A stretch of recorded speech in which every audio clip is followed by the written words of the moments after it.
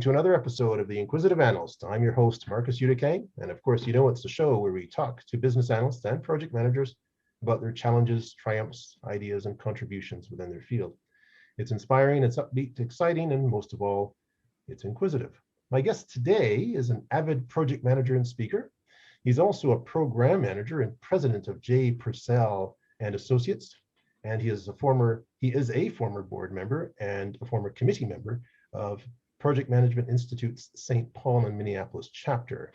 Please help me welcome to today's show, Joe Perzel. Welcome, Joe. Thank you, Marcus. Good to be here. You're very welcome. All right, I've got a few questions for you today. Maybe we can run down a very interesting topic about promoting Project Management Institute and the like. So let's just start off from the beginning. How did you become a project manager? Like a lot of project managers I've talked to over time, I didn't start off saying, gee whiz, I want to be a project manager.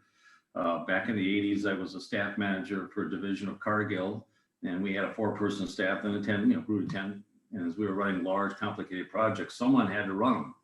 So I kind of, fell into it. And over the years, I've always been the staff manager / project manager.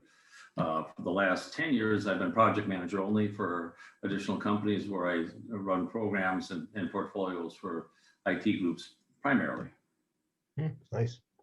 Now, I've seen, we've talked back and forth about presentations within PMI, and you've got this myriad of topics that you present on and that you have been presenting on over the years within the project management arena. So, and one of the topics that you discuss is the dark arts of project management. It sounds like something out of Star Wars. What is the dark arts of project management? What does it include? One of my comments is think more Yoda and less the enforcer. I mean, it's all. When I was the staff manager at the Cargill International Multi-Foods and Minnesota Workers' Comp, everybody reported to me. So I had direct authority over what they did. But in later years, when I was running projects as a consultant or a staff employee, I didn't have that authority. All I had was my influence. So the dark arts of project management is all about how you can use influence and politics to be successful at running projects. Whether it's with a team, subject matter experts, sponsors and executives, external people, HR, whatever the deal is, you need to know how to play their game and influence them to get what needs to be done so you can be successful.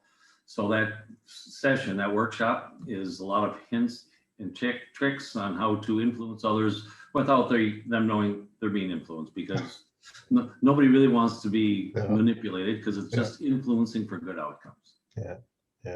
A lot of that probably has to do with really good, strong communication skills, being able to talk back and forth and give people what they want, I guess. Understand what's in it for them. Yeah, that's it. Yeah, understand what's in it for them, give them what they want, and they'll give you what you want, type of thing, sort of thing. Yeah, they'll take away those barriers that will enable your project to get done more efficiently, that type of thing. Good example is if you want to get something through finance, and their rule is we do twice a month payments, but they like 10% discounts, I can go in and influence them to do a mid-cycle payment, because I'll tell the vendor, if you want that payment in that time, I need a 10 or 15% discount. I influence the vendor to give me the discount. I influence finance to do mid-cycle payment because they get something they want.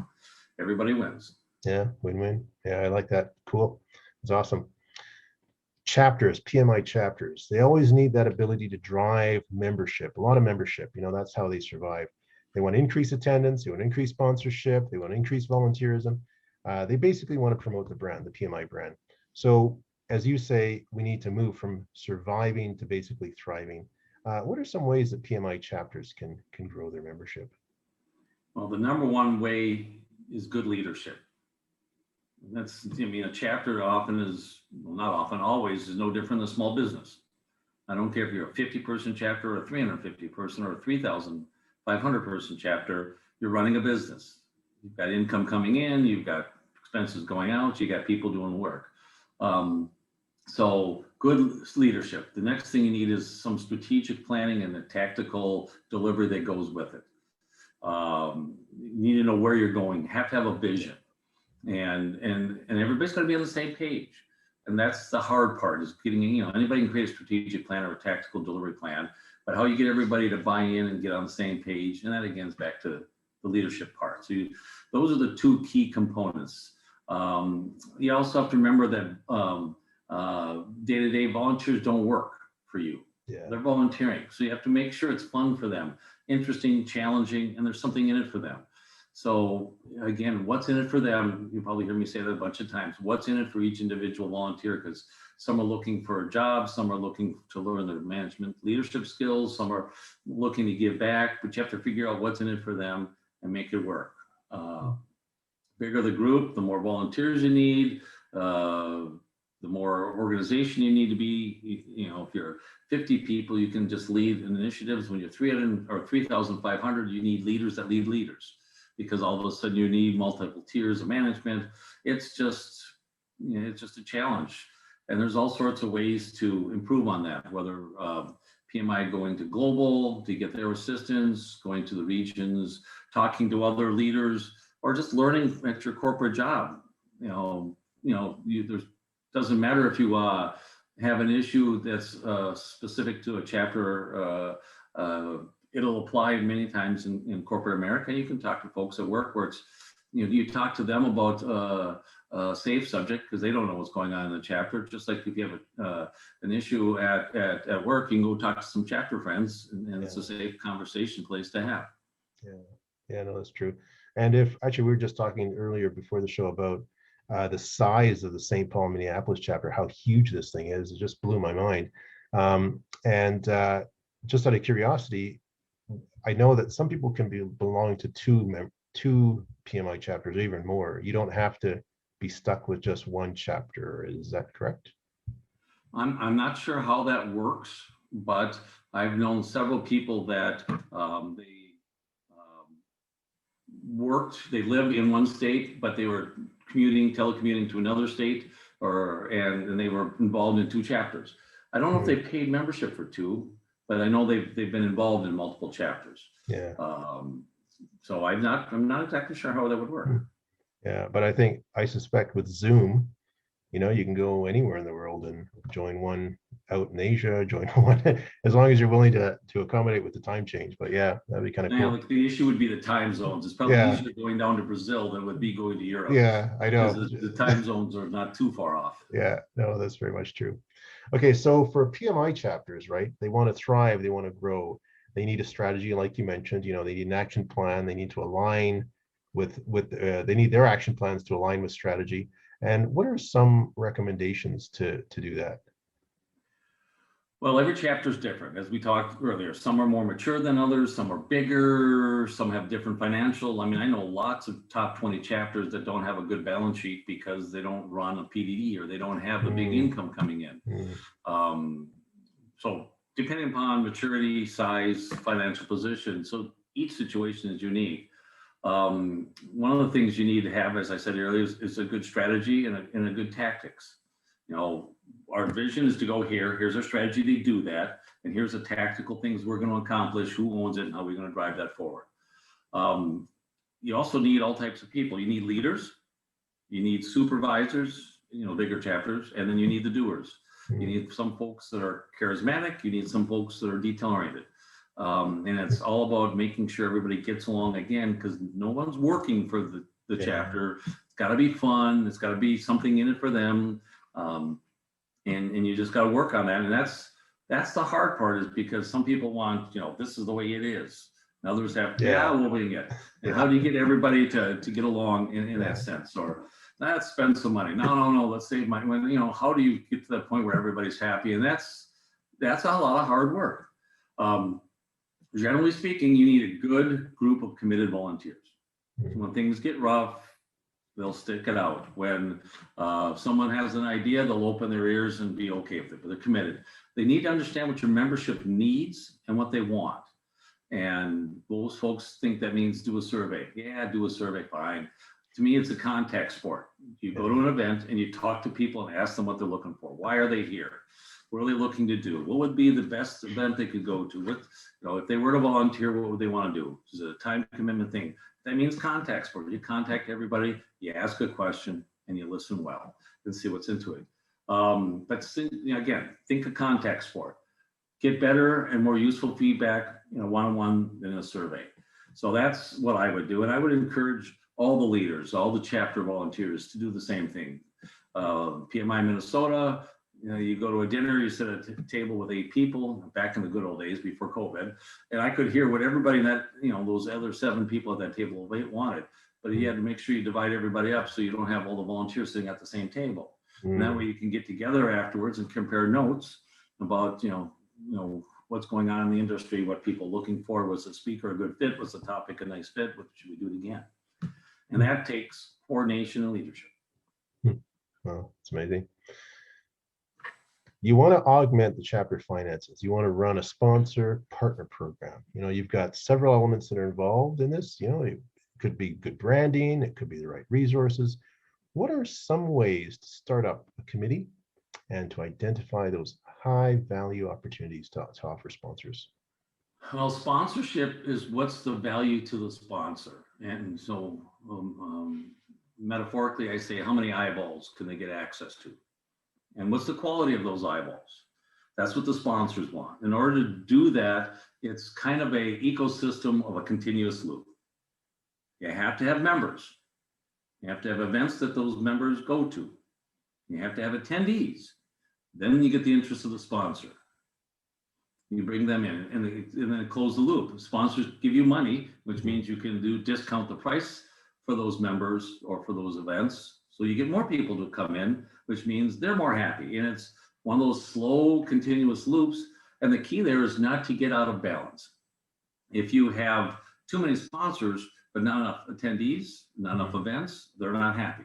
If you have a ton of members, but no events for them to go to, nobody's happy. So it's a matter of, we have 8 million events, but we have 15 people showing up at each instead of 50 or 100, then the sponsor says, why am I wasting my time? So it's a matter of keeping that ecosystem in balance. But again, think about eyeballs, whether it's brand recognition, a logo on your website, or a logo on an email with a click through, or they get to shake hands with some people at an event, or they get to come up in front and say, hey, I'm Susie from company X. We hire project managers. Come catch me afterwards if you're interested in talking.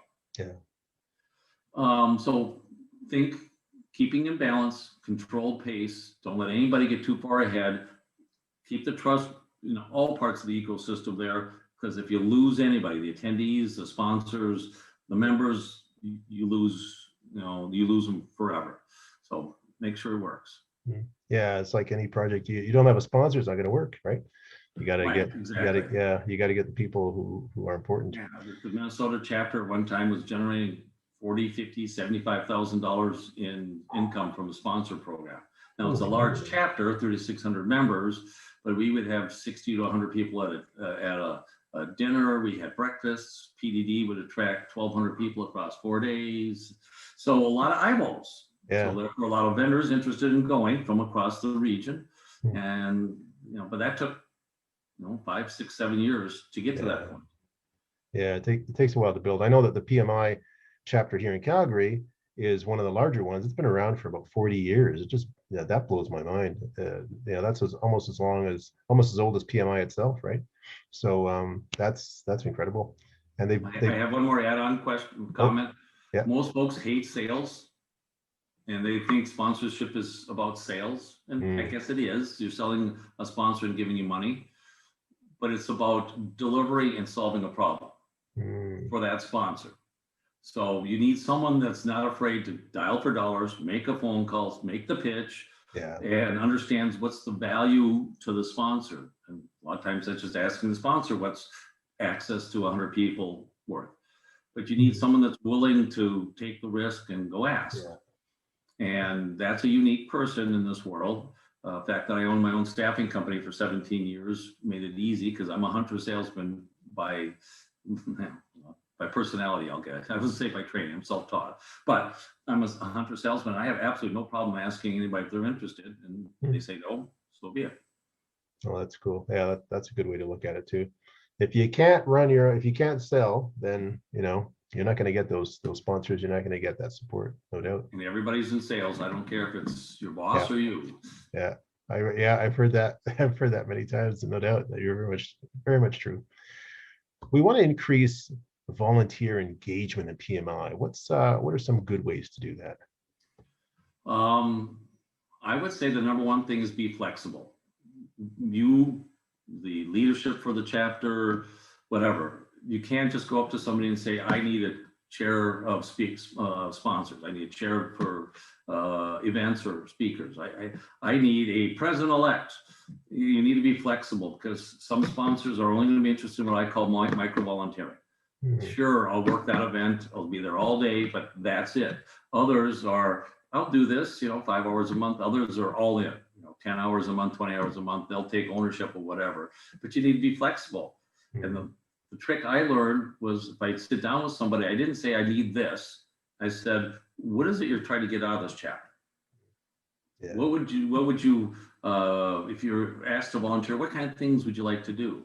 What are your strengths? Or are you looking to learn a new skill? I mean, I'm just Columbo. I ask 10 million questions and I find out what was important to them. And it didn't matter if it was from my committee or another committee. I'm going to say, hey, what's in it for that person? Then I'll introduce them to the place where they are interested, think they can do it or want to grow into it and are going to be fun. So first thing is be flexible. But you have to know your limits and keep balance. If someone wants to go off and start a new SIG, is there any need for it? Is there any demand? Do they have the drive? Will we get enough volunteers? So, but hey, let's explore it. The other thing is most volunteers want to grow. Yeah, 20% want to give back, 80% want something out of it. They want to grow. They may want to learn to be a leader. They may want a chance to understand how to do a little more sales or negotiations. They may want a chance to put something on the resume. All is good. Doesn't matter. Whatever the reason is for volunteering, as long as it's good for the chapter, awesome. And finally, I would say, make sure you have recognition options and again, be flexible. A lot of chapters do free, I run this event, I get to attend for free, which means free PDUs, right?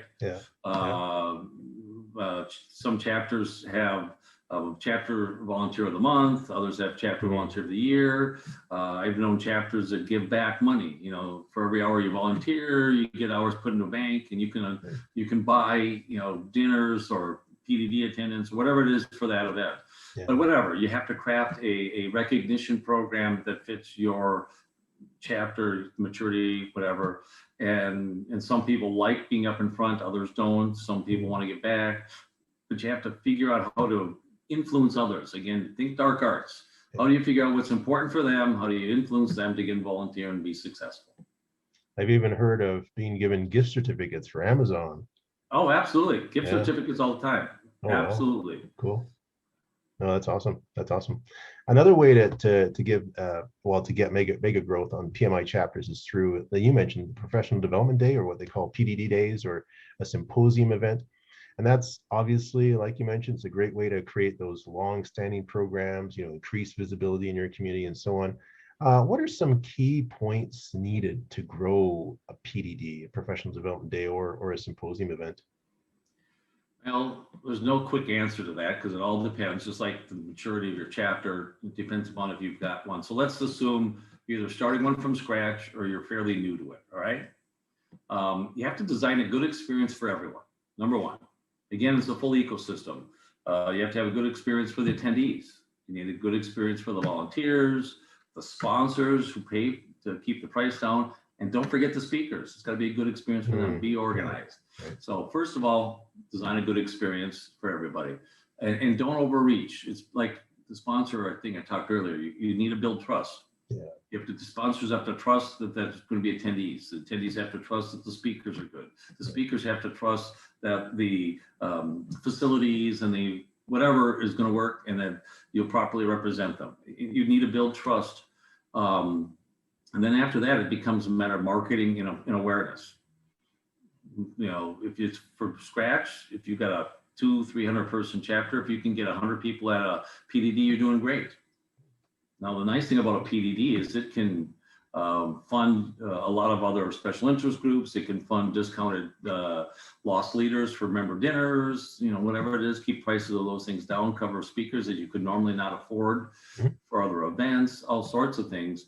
but you need to be established, make some money, build it up, and then you can go and using your strategy and your tactics we talked about earlier, figure out how to best spend that money, and then repeat it and repeat it and repeat it. And running an event is just like being a project manager. You need someone that can run an enterprise event because you're putting together a bunch of different little pieces and have them all to come together on 1, 2, 3 days. And that takes a lot of coordination amongst a lot of areas. So get a good project manager and put them in charge. Repeat. It sounds iterative. Are you sure it's not agile? it sounds I'm not against agile at all. The problem with this, there's a lot of dependencies. So you can be agile in certain sections. I mean, you certainly need to be agile, and in this case, more as the verb than the noun, because when something pops up, you need to have a good problem solver that says, oh, we're having a problem with AV. What are we going to do? Oh, something oversold. We got more people want to sit in this one than we have space. How do we handle that? You need a good problem solver, the day of the event. I didn't think of that until you just said that, and you need someone on the day of the event is just going to make sure when something pops up, and it always will, that it's going to be taken care of and you can handle it and not worry about it. So a good head of operations is another important aspect. Good. That's good. Yeah, I like that, head of operations. When we want to help project managers, business analysts, actually we all do at PMI and outside of PMI, we want to help business analysts and project managers transition to new jobs, that they're vitally important for the economy. What are some basics for successfully running a career networking group? These run throughout chapters, each PMI chapters. So what's sort of a successful way to run those career networking groups, and how can that convert to a pipeline for new members into the club? As a former recruiter and owner of a consultancy, career networking group is a great way to get in front of people. So again, think ecosystem. You have folks that are in job transition between jobs. You have folks that are converting from BAs to PMs, or staff managers to PMs, or functional experts to PMs. And they need some way to come in and learn about, how do I create a resume? How do I network for a job? How do I interview? Career networking groups are a great way to do that. And the win-win for that is no one wants to pay for that, so it's a lost leader, but they always lead to a good source of prospects for your chapter. What I'm used to is career networking group is right before our monthly dinners. So if you had a bunch of people at career networking, several people would stick around for the monthly dinners, and sooner or later they'd get sucked into the chapter and they become a member. So all good. But to be successful, you need attendees and you need speakers and you need space. Chapters got to be able to afford the space because most attendees don't want to pay for it. So you find some way to do that. Now maybe you can do it virtually in this day and age. But think about folks that are in transition. How can you help them out? And again, what they want is, how can I find a job? How can I learn about the industry? And that's all about getting headhunting firms, contracting houses, HR representatives from corporate America to come in and talk about how they like to interview, how do they like to work with people. And those folks, 99 out of 100 times, would do it for free because it helps them build their brand, gives them marketing awareness for their corporate company or their single ownership, single practice, and it gives them contact with possible candidates they can use to sell later. And in return, the candidates get to learn about all the nuances. What does HR want to see on a resume?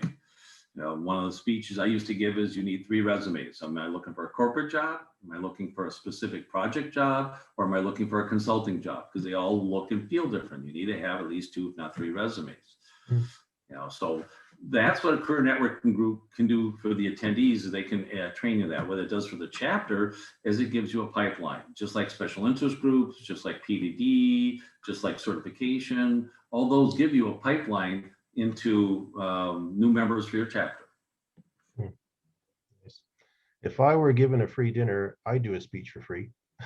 I love food, so it'd be an easy sell. And I do it because I'm a speaking aholic. You give me 5 minutes and a topic, and I'll go talk on anything. As a fact that I own a staffing company and I know all the different aspects. I work with HR. I probably have 10 speeches in the can that I've given over the years on career networking group topics, because when I ran a career networking group, I was the backfill in case somebody couldn't make it. Such is life. Nice. So what are your recommendations for staying marketable in the job market? A few ways we can do that. Well, I'm going to say this and laugh, because in the last 5 years, I have not done it quite as well myself, but keep your network alive. You get a job, you love your job, and you stop connecting. So going to PMI chapters, going to IIBA chapter meetings, going to a PDD, meet people, say hello, have lunches, happy hours, keep your network alive, because when something happens that's unforeseen or you're unhappy and you want to make a move, the best way to find a job is through referrals instead of putting your resume out on a job board and hope something happens. Yeah. So keep your network alive. And me, at one time I belonged to 18 networking groups. That's all I did. Now I'm down to 2 or 3. Oh yeah. I was a salesman in Minnesota. They don't hire from anybody. They want to know you before they, before they hire from you. So I spent time running golf tournaments, you name it. I stuck my nose in it, and I was up to my eyeballs in any kind of role you'd ever want. Because then I got to know people in a non-threatening, non-salesman way.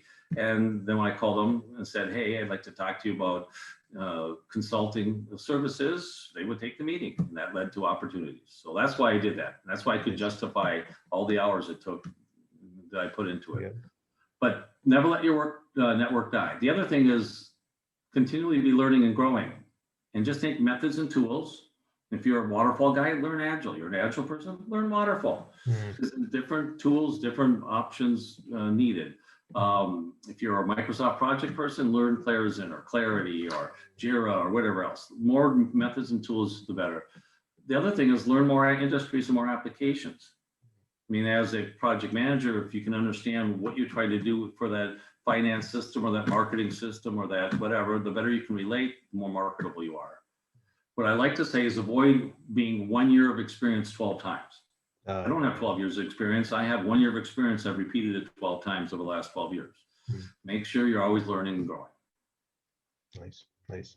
I was going to say, I noticed in the background, you've got Portfolio Leadership Summit. You're speaking at that event, Twin Cities? Me and 2 cohorts founded it. This is a executive leadership group for portfolio program and enterprise project managers. We've had president of the University of St. Thomas, the president of Minnesota Twins come and speak. So it's a group that I run. It's not, I'm not qualified to speak for that. I'm not senior enough. Oh man. So talking about being senior and being qualified, anybody wants to get in touch with you for JPerzel and Associates or just for a personal note, how can they do so? Well, I have a website, www.jperzelinc.com, or happy to send me an email, joe@jperzelinc.com. I'll get back to you. It may not be the same day, but I'll get back to you. I always like to stay in touch. I always keep my network alive. True. Great. Well, thank you very much for being on the show today, Joe. A very informative session. And I think that people at PMI chapters can certainly take a lot away from this. Thank you. I appreciate it. This was fun. Thank you. Yeah. I appreciate you inviting me. Yeah, it was a lot of fun. Yeah. Well, thanks for coming. You're always welcome back. Okay. Give me a little while to recover. I'll do it again. Will do. All right. Until then, have a great day. Thanks, Marcus. Okay. You're welcome. Bye.